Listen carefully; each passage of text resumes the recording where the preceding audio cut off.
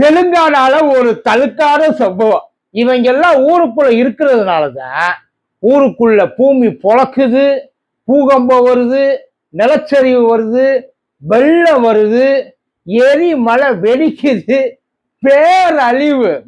இவங்க அதாவது இந்த மாதிரி ஆட்களை பிக் பண்ணி சாவடிக்க முடியாதுல்ல.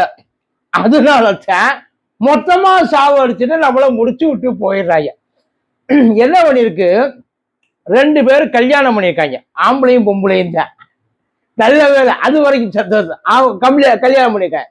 கல்யாணம் பண்ணிவிட்டு 2 பிள்ளைய பெற்று விட்டாங்க. 2மே பொம்பளை பிள்ளைய. அது நல்லா கேட்டுங்க. அந்த பிள்ளைகளுக்கு இப்போ வயசு வந்து ஒரு 4 இருக்கும், 3 இருக்கும், 4 இருக்கும். இதுதான். திடீர்னு என்ன பண்ணிட்டாங்க, பொதுவா போலீஸ் ஸ்டேஷனுக்கு போறப்ப என் புருஷன் இந்த மாதிரி பண்றான், அதான் என் புருஷன் கூட வாழ விருப்பம் இல்ல, நான் என் பிள்ளைகளை கூட்டிட்டு வீட்டுக்கு போறேன், எனக்கு ஏதாச்சும் ஒரு வழி பண்ணி விடுங்க ஐயா, இப்படித்தானே வந்து பண்ணுவாங்க.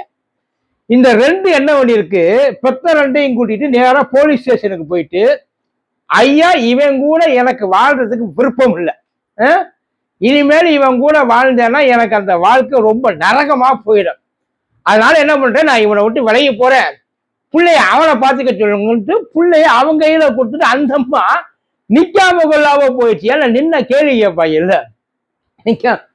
அவன் புருஷன் என்ன பண்ணிட்டான், இங்க பாருங்க சார், எனக்கும் இதுக்கு எந்த சம்மந்தம் இல்லை, எதுக்கு அவ போனதுக்கு, பிள்ளைகளை எல்லாம் என்னால பார்த்துக்க முடியாது, அதனால பிள்ளைகளை நீங்க பார்த்துக்க அப்படின்னு சொல்லிட்டு பார்த்துக்கிட்டு போலீஸ் கையில தள்ளி விட்டு அவன் பாட்டுக்கு போயிட்டான். 2 பேரும் பிள்ளைய போலீஸ் ஸ்டேஷன்ல, அது காவல் நிலையம் நினைச்சால குழந்தைகள் காப்பகம்னு நினைச்சாலே தெரியல, ஆயா வேலையா பார்க்க சொல்லியிருக்காங்க இங்க அரசாங்கத்துல.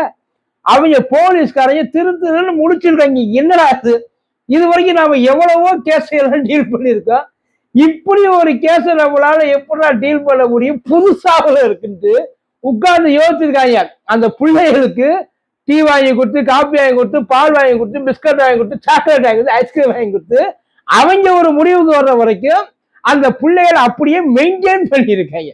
அதுக்கப்புறம் அந்த பிள்ளையோட போனவைக்க போன் நம்பர் கொடுத்துட்டு போனது இல்லை, அதை கண்டுபிடிக்கிறதுக்குள்ள அவங்க பட்ட பாடு. அந்த அம்மா இருக்குல்ல, அந்த விட்டுட்டு போன அம்மா, அந்த அம்மாவோட அம்மாவுக்கு போனை போட்டு ஓம் பேர பிள்ளைகளுக்கு எங்களை கார்டியனா போட்டு அவங்க கிளம்பிட்டாங்க, மரியாதையா வந்து அந்த பிள்ளைகளை கூட்டிட்டு போயிரு அப்படின்னு சொல்லி அவங்க உடனே தலை தெரிச்சு. பொதுவா பஞ்சாயத்து என்ன பண்ணுவாங்க, சொந்தக்காரங்களை கூப்பிட்டு வச்சு என்ன பிரச்சனைன்னு சொல்லி டைரக்டா அவங்களை கூப்பிட்டு வச்சு பஞ்சாயத்து பண்ணி இது அது ஜீவனாம்சம் கேட்டு பார்த்துருக்கோம் சார்.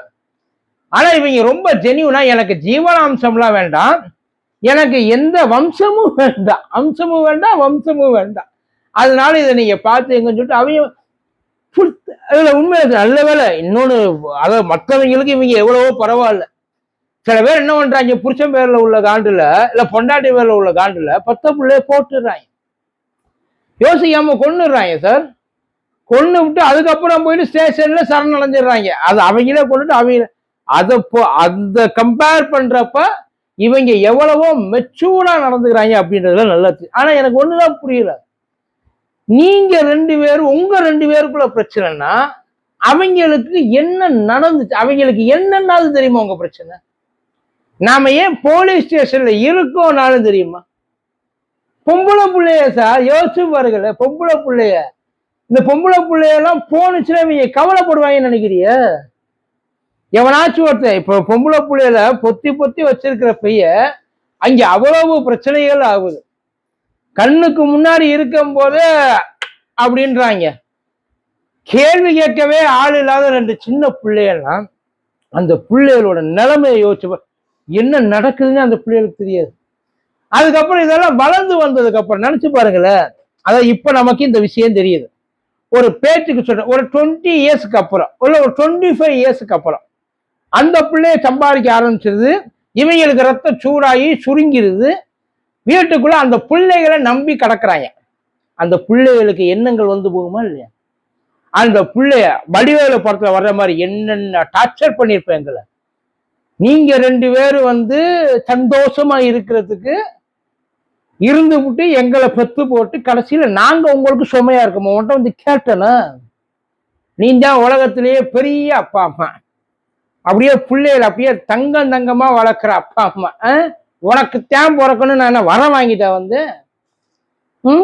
உங்க இன்சைல உங்க கூட பிறந்து நீங்க சாவராத, நீங்க கல்யாணத்துக்கு முன்னாடி செத்து தொலைஞ்சிருக்க வேண்டியதானே, இல்லாட்டி படுத்திருக்க நேரத்தை தள்ளி படுத்து தொலைஞ்சிருக்க வேண்டியதானே, அன்னைக்கு ஒரு நாள் எந்திரிச்சீங்க வெளியில போய் தொலைஞ்சிருக்க. ஏன்டா எங்க உசுர வாங்குறிய பத்து விட்டு கேட்குமா கேட்காது? தோன்றப்ப எல்லாம் தூக்கி போட்டு மிதிக்குமா மிதிக்காது? எவ்வளவு டார்ச்சர் பண்ண யோசி.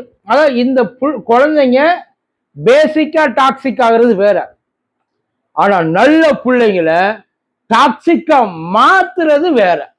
இந்த மாதிரி சூழ்நிலைகள் அந்த பிள்ளைகளோட மனநிலைமை எப்படி இருக்கு? ஆனா இவங்க சமாதானம் பண்ணி பேச வைக்கிறாங்க, இல்ல வேற ஏதோ செய்யறாங்க. உண்மையிலே இந்த பிள்ளைகளோட உசுருக்கு என்ன உத்தரவாதம்? இந்த முறை ஏதோ அவங்களுக்கு தோணி இருக்கு, நாம கொஞ்சம் சாஃப்டா ஹேண்டில் பண்ணுவோம், என்னன்ட்டு கொண்டு போய் ஸ்டேஷன்ல விட்டுருவோம். அடுத்த முறையெல்லாம் போன தடவை தான் ஸ்டேஷனுக்கு போன என்னத்தை புடுங்கினாங்க. இது இருக்கிற வரைக்கும் நமக்கு இதே இம்சை தான் சார் தோணும். ஒண்ணு இந்த அம்மாவுக்கு தோணும், இல்ல அவனுக்கு தோணும், ரெண்டுல யாருக்காச்சும் ஒருத்தருக்கு கண்டிப்பா தோணும். அப்படி தோன்றப்ப யோசிச்சு பாருங்களேன், ஒரு நிமிஷத்துல எடுக்கக்கூடிய ஒரு முடிவு. இந்த பிள்ளைகளுக்கு ஏதாச்சும் ஒண்ணு ஆச்சு அப்படின்னா அடுத்து எவன் பதில் சொல்லுவான்? எவன் என்ன புரண்டாலும் கொண்டெல்லாம் வரவே முடியாது. கொண்டா கொண்டதுதான். அதுக்கப்புறம் ரிட்டர்னுக்கெல்லாம் வேலையே கிடையாது அவனுக்குள்ள. அவன் ஊருக்குள்ள புள்ளகள் இல்லாம பிறக்காம எவ்வளவு சொத்து சொகத்தை நிம்மதி இம்மதி எல்லாத்தையும் விட்டு விட்டு எவ்வளவு பேர் கிட்டத்தட்ட லிட்டரலா பைத்தியமா திரியிறான் தெரியுமா? லிட்டரலா பைத்தியம். அவன் வாழ்க்கையில வேற எந்த நிம்மதியும் கிடையாது. அவனோட ஒரே எய்மும் ஒரே ஒரு புள்ள. ஆனா அவங்களுக்கெல்லாம் அமையவே அமையாது. தான் உசுரை கொடுத்தாவது எப்படியாச்சும் பிள்ளைகளை கட்டி காப்பாற்றணும்னு நினைக்கிறாங்க பத்தியில, அவங்களுக்கெல்லாம் அமையாது. இதெல்லாம் எதுக்கு பிறந்துச்சுன்னு தெரியல. இது இருந்து என் உசுரை வாங்குது, எப்ப சாவு இது போனா எனக்கு நிம்மதியா இருக்கு அப்படின்னு நினைக்கிறாங்க பத்தியலா. அந்த மாதிரி ஆட்களுக்கு ஆண்டவன் அள்ளி கொடுப்பான். டிசைன் அப்படி இருக்கு. ஆனா இந்த மாதிரி ஒரு கேஸ் இது வரைக்கும் இந்தியாவே பார்த்தது கிடையாது சார். ரொம்ப பிரமாதமான ஒரு கேஸ். அந்த ஸ்டேஷனுக்கு கூப்பிட்டு வச்சு அங்க இருக்கிறவங்க எல்லாம் ஒரு பாராட்டு விழா நடத்துங்க. ஏன்னா இதையெல்லாம் தாங்கிக்கிட்டு இன்னமும் அங்க உட்கார்ந்து வேலை பார்க்குறாங்க. எத்தனை பேர் இதை பார்த்துட்டு கிளம்பி வர போறாங்க தெரியல. இப்ப டூருக்கு இருக்கு எங்கேயாச்சும் போகணும் முடிவு பண்ணிட்டாங்க தனியா. வீட்டுல ஒரு 3 பிள்ளை இருக்கு. ஸ்டேஷனுக்கு போய் இங்க பாருங்க, இவன் கூட எனக்கு வாழ பிடிக்கல, இந்த 3 பிள்ளையில நீங்க தான் பார்த்துக்கணும், நான் போறேன் அப்படின்னு சொல்லிட்டு அப்பாவும் அம்மாவும் கிளம்பி டூருக்கு போயிட்டு ஒரு வாரம் கழிச்சு நாங்க சமாதானம் ஆயிட்டோம். நல்ல ஐடியாவா இருக்குல்ல? மேபி நல்ல ஐடியாவா இருக்கு, பார்க்கலாம்.